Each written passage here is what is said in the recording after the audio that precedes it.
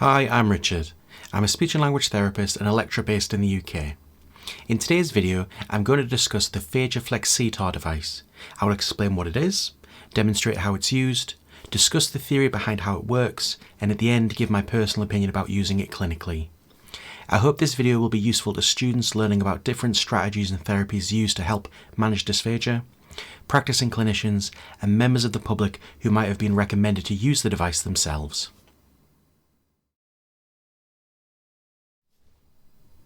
Before we get started, just a quick disclaimer to say that this video is for educational and informational purposes only and does not constitute medical advice.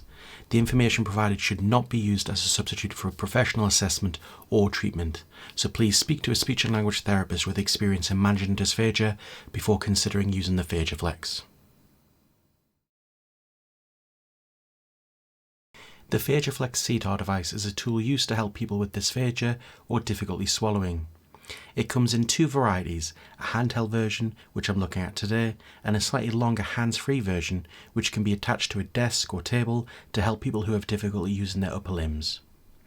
The PhagiaFlex is made from a polypropylene plastic and is approximately 8mm thick and 20cm in length. It has a number of curved surfaces which act like the spring in a car suspension when force is applied to the device. At each end of the device, soft foam is glued to both surfaces of the plastic. This allows the user to hold the device comfortably in their hand and rest their chin against the top of the device. The Pro Pack comes with a high quality protective carry case to store and transport the PhagiaFlex in, as well as a set of thin plastic disposable covers which can be placed over the chin rest when using the device with different clients or patients. Also included in the pack is an instruction sheet with pictures demonstrating how to complete several exercises with the device. Now that you've seen the PhagiaFlex, I will now show you how to use it. The user should sit upright with their head over their shoulders. Grip the bottom of the PhagiaFlex, which is covered in red foam, on both sides with your preferred hand. Make sure your palm is facing upwards. Place the single red foam pad firmly against your sternum or chest. Position the black chin pad under the edge of your chin, which should be slightly elevated. Make sure your chin sits in the groove of the PhagiaFlex, otherwise it might ricochet upwards when using it. I often place my non-dominant hand over my fist for comfort and stability. You are now ready to complete the exercises. The first exercise is called a chin tuck against resistance, or CTAR. Slowly tuck your chin towards your chest as if nodding yes. Hold this position for 1 to 2 seconds, then slowly raise your chin back up to its resting position until you feel no resistance from the PhagiaFlex. Try to avoid your head moving forward against this, as this will make the exercise less effective. Your head should only move up and down. The inventors recommended repeating this exercise until your muscles under your chin fatigue. Another way to complete the CTAR exercise is, once you've nodded your head down, hold your position until the muscles under your chin begin to fatigue, which they say can take anywhere between 30 to 90 seconds. They recommend then having a rest, then repeating the exercise again 3 to 5 times with a rest between each repetition until you can no longer do the exercise. The second exercise you can complete using the PhagiaFlex is called the jaw opening against resistance exercise. You slowly open your mouth widely and then slowly close your mouth. The inventors recommend repeating this exercise until the muscles under your chin fatigue. Another way to complete the jaw opening against resistance exercise, just like the CTAR, is, once you've opened your mouth as widely as you can, hold that position until the muscles under your chin fatigue. They recommend resting for 60 seconds and repeating this exercise another 3 to 5 times with rests in between.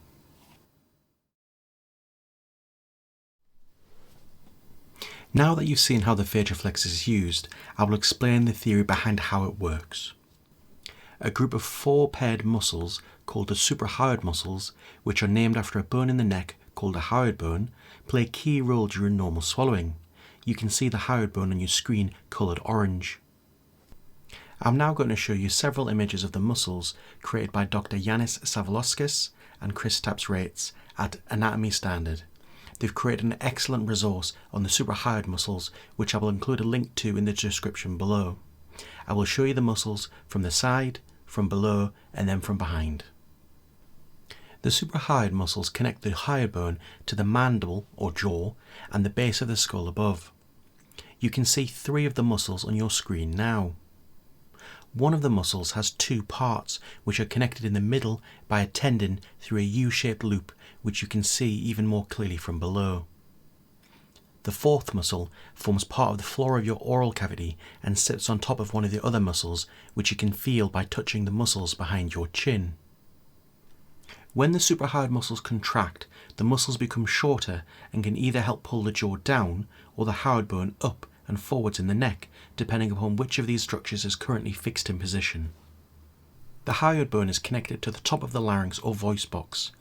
When the larynx is pulled up during swallowing because of the action of the suprahyoid muscles, it helps prevent food and drink entering your airway by bringing the larynx closer to the epiglottis, which is a flexible, leaf-shaped flap of cartilage that sits below the back of your tongue.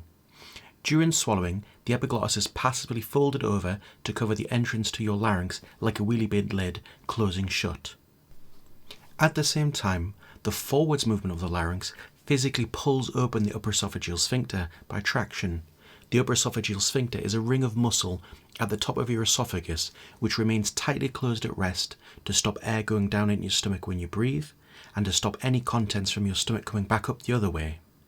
This mechanical opening of the upper esophageal sphincter allows food or drink to pass from your pharynx or throat down into your esophagus and onwards towards your stomach. When someone has dysphagia or swallowing difficulties, one thing that can be impaired is this normal upward and forward movement of the suprahyoid muscles, which speech and language therapists often call hyolaryngeal excursion. When this normal movement does not happen, it sets off a chain reaction which increases the chance of food and drink entering the airway because the entrance to the larynx is not as close to the epiglottis as it should be. Likewise, if the forward movement of the larynx is impaired and the upper esophageal sphincter is not pulled open, then food and drink can be left over in the throat after you've swallowed, which can then tip over into the open airway when you start breathing again. Speech and language therapists have developed a range of strategies and therapies to compensate for or actively treat difficulties with hyolaryngeal excursion. The therapies that are most relevant to our discussion of the PhagiaFlex are the chin tuck against resistance and jaw open against resistance exercises, which you saw being demonstrated before. The PhagiaFlex is specially designed to allow patients to practice these exercises. The resistance provided by the PhagiaFlex is the key ingredient which helps rehabilitate the suprahyoid muscles. These muscles have to work harder to overcome the elastic resistance of the plastic, which naturally wants to recoil back to its original shape. Repeated chin tuck and jaw open exercises using resistance act as a kind of strength training. This improves the strength, endurance and coordination of the suprahyoid muscles over time by loading the target muscles rather than merely activating them. Loading the muscles in this way recruits a larger number of motor units, resulting in greater muscle contraction and growth over time. This leads to a better hyolaryngeal excursion and hopefully improves the effectiveness of someone's swallowing as a result. Having seen the device being used and now hearing how it works, what are your thoughts about it? Would you consider using the PhagiaFlex in your clinical practice? Or, if you're someone with dysphagia, would you use it if your speech and language therapist said they thought it would improve your swallowing? I'm now going to share my personal thoughts about the PhagiaFlex. In their sales literature, the inventors asked, why would you want to buy a device that was made for the CTAR exercises? I guess it goes along the same logic as why you would want to buy exercise equipment instead of just lifting big rocks. The right equipment makes it easier, more fun and more comfortable, which means you're more likely to actually do the exercises and get great results. It's hard to disagree with any of that. When the CTAR exercise was first developed, researchers used a soft ball which was placed under their chin. Speech and language therapists have used a range of objects when completing CTAR exercises, such as soft balls, a rolled up towel, a pair of socks, and you can even use your fist, but this can be uncomfortable. The PhagiaFlex device is much easier to use than all of these options, as the handle is held at elbow level, so you can continue to exercise without your arms tiring, as they would if you were using one of these other objects. Some patients may only be able to tolerate one therapy session with me, which is fine, but lots can tolerate this and would ideally benefit from more practice. If I can't see them due to workload or having to see other patients, etc., then I might look at training the patient and or a family member up so they can practice these exercises independently and ensure they are being done properly. Adherence to the proper exercise regime and maintaining proper form, for example, making sure you do not tip your head forward, you complete the full range of movement and the correct number of repetitions, etc., can be difficult for patients. It can also be difficult for family members to provide accurate feedback or for patients to receive feedback from their family members. The PhagiaFlex might not completely resolve all of these issues, but it does appear to make it far more likely that a patient will be able to complete these exercises independently to a reasonable standard. The biggest drawback for speech and language therapists and patients alike is the price. The inventor said, if a piece of equipment that you could probably use every day for the rest of your life would make you more likely to do something that will improve your health and the quality of your life, wouldn't that be a good thing to spend your money on? If you average the cost out over the time you will use it, you're really looking at pennies a day. Again, it's hard to disagree with the general gist of that message. What I would disagree with is the suggestion that you would use the PhagiaFlex for the rest of your life, especially when this is being used to justify the device being value for money. A patient is only likely to use the PhagiaFlex when actively trying to rehabilitate their swallow. In June 2025, the cost of the handheld PhagiaFlex was $188 or £138, and delivery to the UK from the US was $35 or £25. Altogether, this came to $223 or £164. Now, a patient might hear that number and think that's a relatively small price to pay to help them get their swallowing back to normal. However, when it comes to value for money, there are a few things to keep in mind. At present, there is no evidence to say that the PhagiaFlex ensures better adherence to or produces better outcomes compared to other objects used to complete the CTAR exercises. Further research is needed to directly compare the effectiveness of the different objects to see which is best and which represents the best value for money.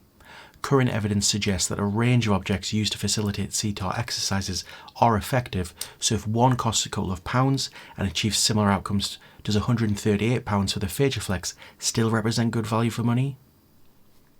There are some other issues that are more specific to speech and language therapists considering using this with multiple patients that I'll briefly highlight. The PhagiaFlex, like most other currently available objects used to facilitate CTAR exercises, cannot adjust the intensity of resistance, making it difficult to conduct systematic resistance training. The elastic resistance of the plastic cannot be altered. As with most other objects, there will be a level of inconsistency involved in how the exercises are performed. In terms of service delivery, the use of foam pads which are glued to the body of the PhagiaFlex represent a likely issue for ongoing maintenance. There is no information on the manufacturer's website about how to repair or replace pads that become unstuck or damaged. The use of disposable pad covers for the foam piece which goes underneath the chin might prolong the life of the pad and reduce infection risk, but the pad covers represent an ongoing cost which needs to be factored in for a device being shared between different clients.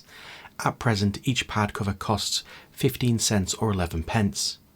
I appreciate the delicate balance to be struck between ensuring patient comfort and infection risk, but given the time-limited nature of CTAR exercises, it would be interesting to see whether a single-body device could have been developed which did not require either the pads or the pad covers, thereby reducing infection risk altogether as the whole body would be cleaned in one go, and eliminating ongoing costs altogether as well.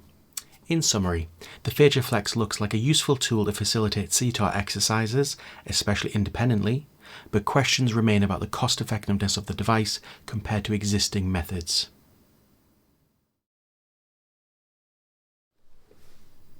If you found this video useful, give it a like and subscribe to receive notifications about similar videos in the future. You can also watch other videos about dysphagia by clicking on the video on your screen now.